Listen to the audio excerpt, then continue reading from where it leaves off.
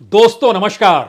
जो पार्लियामेंट बीते 10 दिनों से ठप पड़ी थी, वही पार्लियामेंट बीते 24 घंटों में ऐसी सक्रिय हो गई कि 24 घंटे के भीतर ही उसने एक एक्स्ट्रा ऑर्डिनरी नोटिफिकेशन निकाल दिया।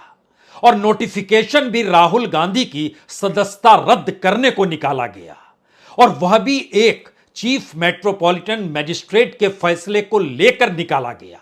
यानी संसदीय राजनीति के इतिहास में कोई पहला मौका नहीं है कि कोई सांसद की सदस्यता रद्द की जा रही हो, लेकिन यह पहला मौका है कि फैसला मजिस्ट्रेट का और आरोप मानहानि का।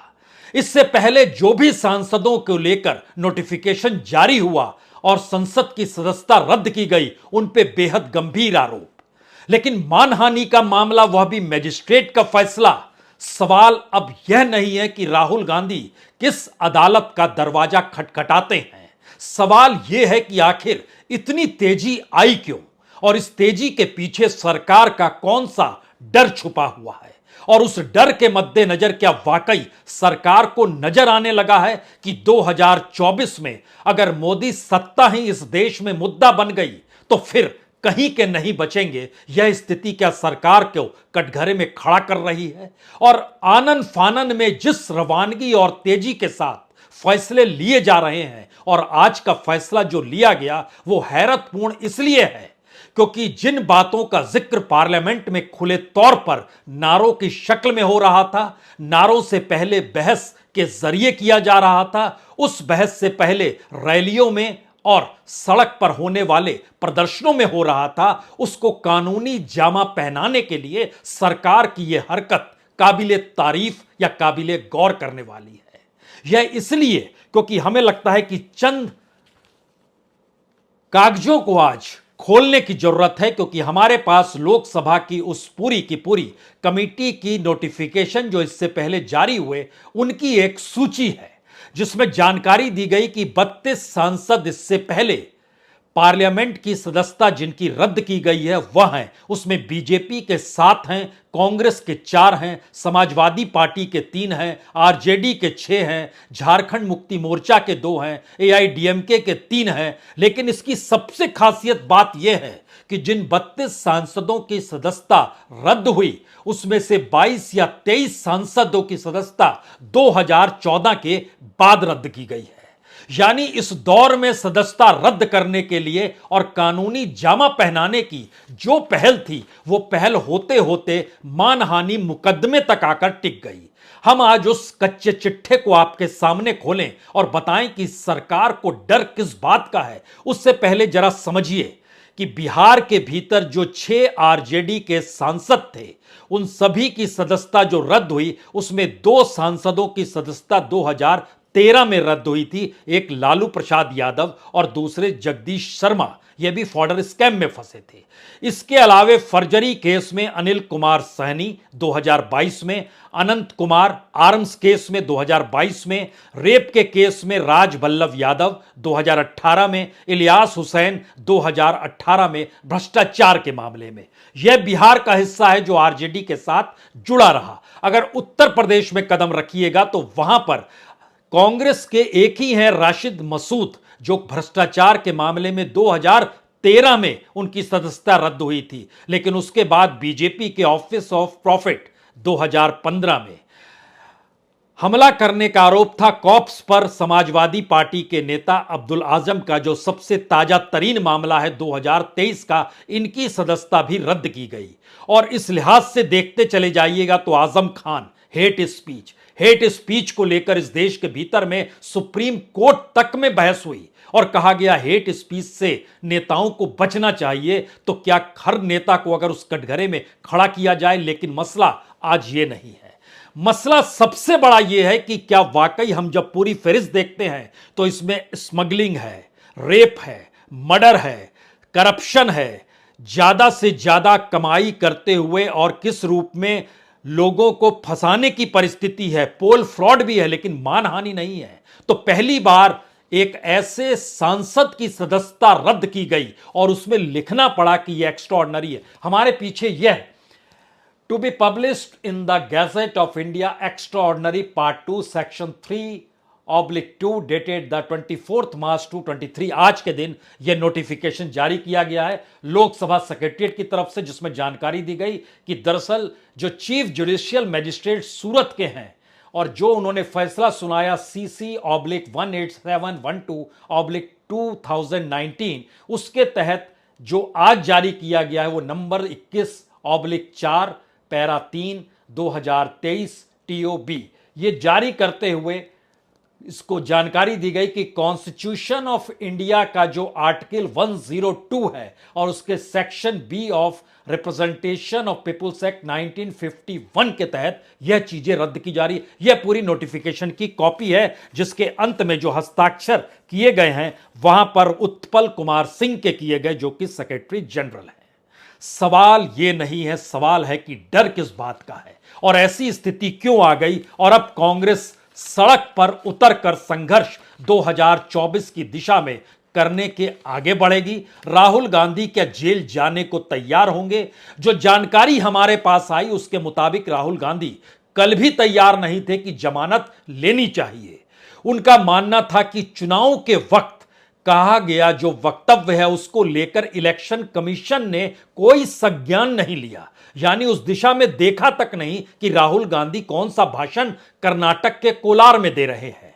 इलेक्शन कमीशन खामोश रहा। कर्नाटक के भीतर चुनाव आयोग और वहां के एडमिनिस्ट्रेशन ने भी कोई कार्रवाई नहीं की। वो कार्रवाई हुई गुजरात में, और गुजरात मॉडल की पहुंच और पकड़ 2014 से इस देश में कैसी है यह किसी से छुपा हुआ नहीं है। और गुजरात के सूरत में एक MLA की तरफ से जो यह जारी किया गया उसको लेकर समूची बीजेपी यह कूद पड़ी, यह कहते हुए कि दरअसल यह पूरे के पूरे प्रधानमंत्री के खिलाफ ही दिया गया वक्तव्य है। और एक कदम और आगे बीजेपी के अध्यक्ष आज बढ़ गए जब उन्होंने कहा कि दरअसल यह OBC समुदाय में आते हैं तो पूरे OBC समुदाय पर हमला है।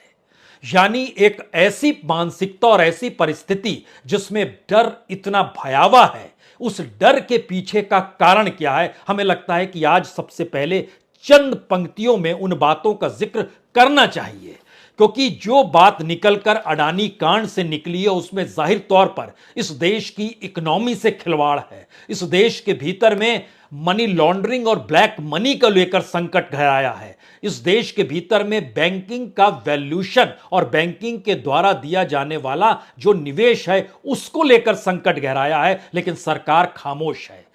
और इस बात का जिक्र बार बार हो रहा है कि कहीं अडानी फंसे तो कहीं मोदी तो नहीं फंस जाएंगे, कहीं ये क्रोनी कैपिटलिज्म का नेक्सस इस देश के भीतर में इतना बड़ा तो नहीं है जो पूरे के पूरे सिस्टम को चला रहा है। तमाम बातें कही जा रही हैं, लेकिन जब हम फैक्ट्स का जिक्र करना चाहते हैं कि फैक्ट्स फिगर क्या कहते हैं तो उस दिशा में जरा समझने की कोशिश कीजिए कितनी बड़ी तादाद में इस दौर में पूरी फेरिस्त है जो स्कैम से भरी हुई है, जो इस दौर में स्कैम को उभारते हुए रिजर्व बैंक की तरफ से रिटर्न ऑफ करने की स्थिति में लाकर खड़ा बैंकों को कर देती है और कहती है कि अपनी बुक को ठीक करने के लिए ऐसा कीजिए। तो क्या सारे मामले उभर सकते हैं? क्या यह डर है कि अगर जेपीसी बैठ जाएगी और जेपीसी जब परिस्थितियों को टटोलने लगेगी तो इसीलिए यह हड़बड़ाहट दिखाई दी गई कि 24 घंटे के भीतर सदस्यता रद्द करने की दिशा में सरकार बढ़ गई? सहमति तो सरकार की रही होगी खुद अपने बूते किसी नियम कायदे कानून के तहत, क्योंकि हर कोई जानता है जैसे ही सजा दी गई वैसे ही 30 दिन के किसी भी अदालत में जिरह करने के लिए और वहां पर अपील करने के लिए 30 दिनों का स्पेस भी दिया गया। लेकिन बावजूद इसके लोकसभा सक्रिय, पार्लियामेंट के भीतर से नोटिफिकेशन जारी और गैजेट में वो छप कर आकर मोहर के साथ खड़ा हो गया। अब आइए कौन सा डर है इस देश के भीतर में उन परिस्थितियों को लेकर सरकार के सामने कि अगर सरकार ही मुद्दा बन जाए और सरकार के इर्द गिर्द जो तमाम आर्थिक पक्ष है और उसके जो घपले घोटाले हैं वह कहीं खुल जाए तो क्या होगा। हम एक फहरिस्त आपके सामने बताते हैं। कंपनी भी है, कंपनी के मालिक का नाम भी है और रकम भी है। बहुत सब नाम नहीं ले सकते हैं क्योंकि सभी नाम लेने में 782 लोगों के नाम लेने होंगे। 782 नाम छोड़ दीजिए, टॉप मोस्ट 10-15 नाम हम आपको बतलाते हैं। जैसे DHLF स्कैम, राजेश पधावन, 34,000 करोड़ का यह पूरा स्कैम निकल कर आया। ABG शिपयार्ड, ऋषि अग्रवाल, 22,800 करोड़ का स्कैम यह निकल कर आया। स्टर्लिंग बायोटेक नितिन संसेरा 16,000 करोड़ का स्कैम निकल कर आया। डीपीआईएल घोटाला अमित भटनागर 2,654 करोड़ का स्कैम निकल कर आया। रोटोमैक घोटाला विवेक और राहुल कोठारी का नाम आया, 14,000 करोड़ इनसे भी जुड़ा। वीडियोकॉन घोटाला वेणुगोपाल धूत का नाम सामने आया, 3,250 करोड़। किंगफिशर यानी विजय माल्या 9,900 करोड़। आईपीएल घोटाला ललित मोदी, जो और पहले चले जाइए, जिस जिक्र का जिक्र बार बार हो रहा था कि ललित मोदी और नीरव मोदी का जिक्र ही तो किया गया था, तो ललित मोदी 1,700 करोड़ रुपए। गीतांजलि जेम्स नीरव मोदी 3,250 करोड़ रुपए। Gitanjali gems Mehul Choksi 13,500 crore. REI agro Sandeep Jhunjhunwala और Sanjay Jhunjhunwala 4,314 crore. Winsome diamond and jewellery 4,076 crore. और आरबीआई ने अपने बट्टे खाते में इन सबको डालने की दिशा में कोई कोताही नहीं बरती। यानी जिस देश के भीतर में इन सारी चीजों को लेकर एजेंसियों को सक्रिय होना चाहिए, जो अडानी कांड के बाद से लगातार पार्लियामेंट में गूंज रहा है, उस सवालों से दूर आरबीआई सक्रिय होती है कि मामला रेड कारपेट के नीचे चला जाए और लीगली तौर पर उसको रिटन ऑफ कहा जाता है, जहां पर कर्ज लेने वाला कर्ज नहीं चुका पा रहा है, यह सोचकर कह दिया जाता है कि ठीक है, कोई बात नहीं। सरकार के माथे पर कोई शिकन नहीं पड़ती है, क्योंकि मसला सरकार को बचाने का है, या इस दौर में कानून को इस रूप में मोड़ने का भी है कि सरकार के ऊपर कोई आंच ना आए और सरकार पाक साफ दिखाई दे। क्या ऐसी स्थिति है?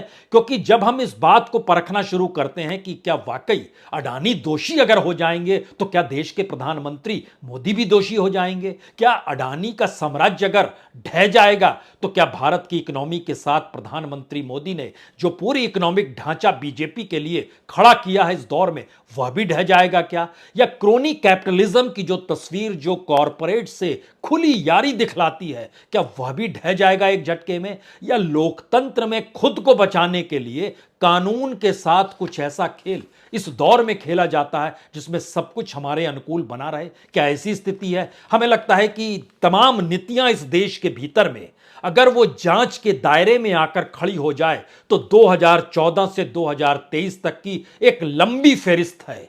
वहां पर तो हम जिक्र 782 लोगों का कर रहे थे कि इतने लोगों के नाम हमें लेने पड़ेंगे, लेकिन कल्पना कीजिए इस देश के भीतर में लगभग 164 योजनाएं ऐसी हैं जो ऐलान होती हैं, प्रचार प्रसार होता है, लेकिन इंप्लीमेंट की दृष्टि से जमीन पर वो गायब हो जाती है, या नजर नहीं आती है, या फिर फीकी पड़ जाती है, या फिर उसके बारे में बार बार जो कहा जाता है वो सब कुछ धूमिल दिखाई देता है। हमें लगता है कि आज उसमें भी 10-15 चीजों का जिक्र करने की जरूरत है। उसमें शुरुआत तो नमामि गंगे योजना से ही होनी चाहिए।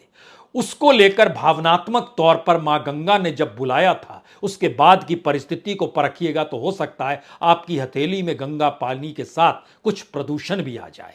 और उसके बाद स्वच्छ भारत स्कैम, यह भी एक बड़ा है। राफेल स्कैम छुपा नहीं है, लेकिन सरकार ने कहा था कि नेशनल सिक्योरिटी का मामला है, नहीं बताएंगे। सुप्रीम कोर्ट भी कुछ नहीं कर पाई।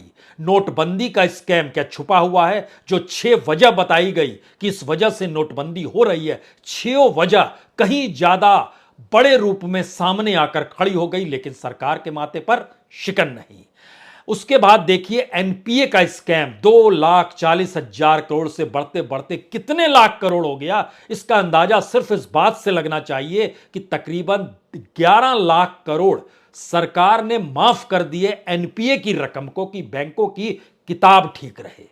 और उसके पीछे का जो पूरा घोरक धंधा था, जिन्होंने कर्ज लिया था, वह किस रूप में पॉलिटिकली सक्रिय रहे या पॉलिटिकल पार्टी को सक्रिय बनाए रखने के लिए कितना पैसा कहां से देते चले गए, यह एक अलग किस्सा। और इसके साथ इलेक्ट्रल बॉन्ड जुड़ा हुआ है, जो 12 लाख करोड़ से ज्यादा का इस दौर में हो गया, और विदेशी पूंजी भी लेने से कोई घबराहट नहीं है।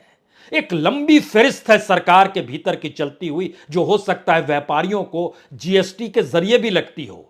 और जब आप उस इलाके से गुजरे जहां विपक्ष के नेता विजय चौक तक आए थे, तो उनकी नजर बार बार जा रही होगी सेंट्रल विस्ता की दिशा में।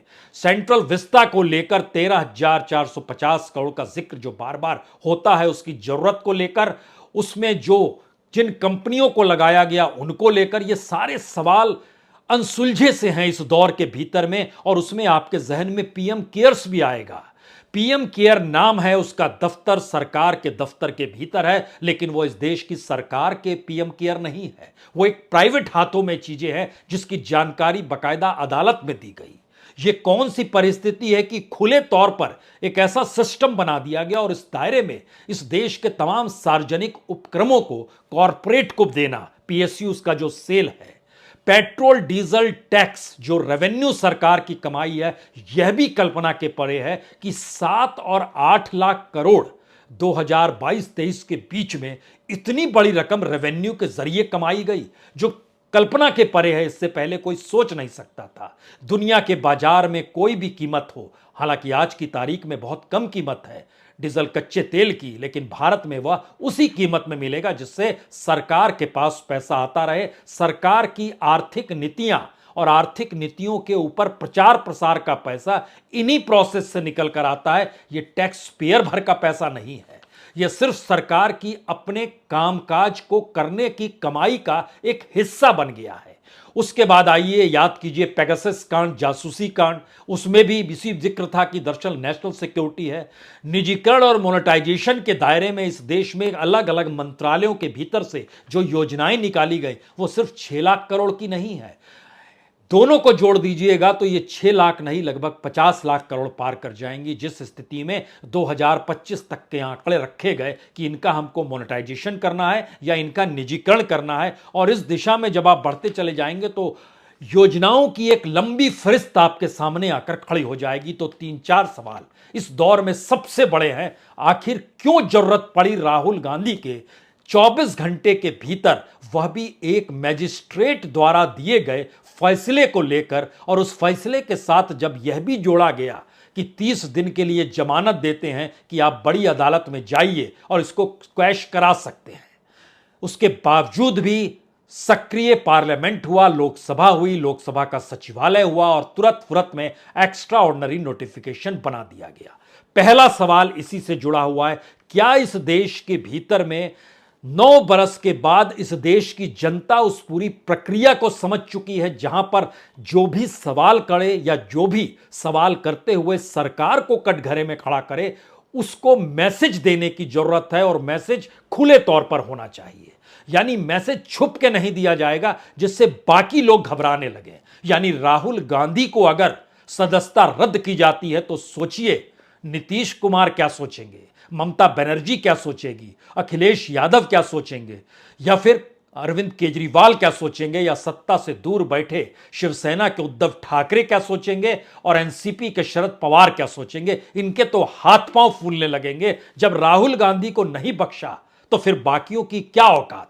और बाकियों को लेकर तो कभी भी अंदर डाला जा सकता है, इनके पीछे तो देश भर का कोई संगठन भी नहीं है। कांग्रेस के पास संगठन है तो मोहल्ले के भीतर आतंक और खौफ फैलाने का बहुत पुराना रास्ता रहा है। उस मोहल्ले के सबसे बड़े गुंडे को पकड़िए और उसको अंदर डाल दीजिए तो सारी चीजें हो जाती हैं। परिस्थिति तो क्या ये गुजरात मॉडल का एक नायाब रूप है जो भारत के लोकतांत्रिक और संसदीय राजनीति के भीतर भी उसी तर्ज पर आकर खड़ा हो गया है।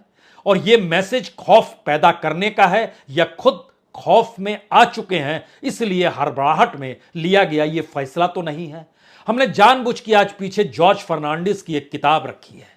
जॉर्ज फर्नांडिस जेल में थे मुजफ्फरनगर में और नारा लगने लगा था कि जेल का ताला टूटेगा, जॉर्ज फर्नांडिस जीतेगा। जेल का ताला भी टूटा, जॉर्ज फर्नांडिस भी छूटे और उस वक्त इंदिरा गांधी चुनाव हार गई।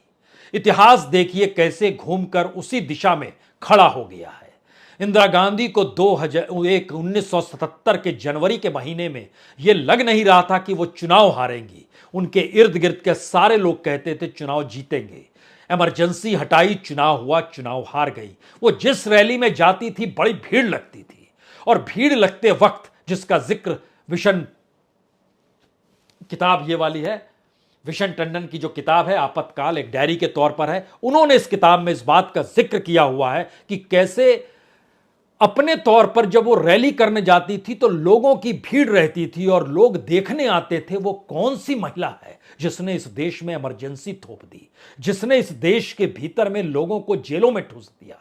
और जिस तरीके से दिल्ली के भीतर संजय गांधी ने उस दौर में जो कुछ किया, वो सारी चीजें कहीं इंदिरा गांधी के साथ जुड़ती चली गई। तो क्या वाकई मौजूदा वक्त में देश के प्रधानमंत्री को लेकर लगती हुई रैलियां और उसमें भीड़ कहीं उस दिशा में तो नहीं जा रही, और ये खौफ इस दौर में सत्ता के माथे कहीं परेशान करने तो नहीं लगा है? और इसलिए हड़बड़ाहट में एक के बाद एक फैसले इसलिए तो नहीं लिए जा रहे हैं कि मुद्दा सरकार बने ही नहीं, मुद्दा विपक्ष बन जाए, मुद्दा राहुल गांधी बन जाए, राहुल गांधी के जरिए नेशनलिज्म का मुद्दा आ जाए, कभी नेशनल सिक्योरिटी का जिक्र हो, यानी कहीं राष्ट्रवाद का जिक्र हो, कहीं धर्म का जिक्र हो तो हिंदुत्व का बोलबाला हो। ये सारे चीजें डायलॉग्स दरअसल इलेक्शन की दिशा में बढ़ते हुए कदम है। और जब हम इन बातों का जिक्र कर रहे हैं तो तीसरा मुद्दा कहीं बड़ा है, यानी एक तरफ खौफ पैदा करना, एक तरफ खौफ जदा हो जाना। और तीसरी सिचुएशन यह है कि 2024 के बाद की परिस्थितियों को लेकर पहली बार विपक्ष के भीतर उस तरीके का करंट दौड़ने लगा है जहां उन्हें समझ में आने लगा है कि दरअसल ये 2014 नहीं है, ये 2019 भी नहीं है, और 2024 के बाद 2029 पता नहीं आए कि ना आए।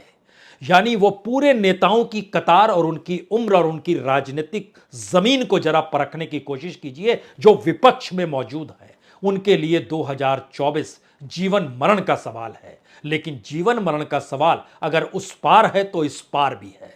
इसीलिए फैसले तुरंत फुरत में लिए जा रहे हैं और 24 घंटे से भी कम वक्त में सूरत के मजिस्ट्रेट के दिए फैसले पर अमली जामा पहनाते हुए राहुल गांधी की सदस्यता रद्द करने का ऐलान बाकायदा नोटिफिकेशन के जरिए कर दिया गया। यह मैसेज है कि अब कांग्रेस सड़क पर, राहुल गांधी जेल में, और भारत की राजनीति में एक बड़ा उबाल, या फिर अदालत के जरिए मामला क्वैश और संसद की महत्ता खत्म, और इसके बाद सड़क पर इस देश में सियासी बोलबाला और उसका संग्राम, या एक तीसरी स्थिति है कि इसके आगे क्या क्या होने वाला है, इसका इंतजार इस देश को करना है, देखना है, या फिर 2024 की दिशा में बढ़ते हुए कदम शायद जनता के फैसले का इंतजार कर रहे हैं। यही मुश्किल है। बहुत बहुत शुक्रिया, बहुत बहुत शुक्रिया।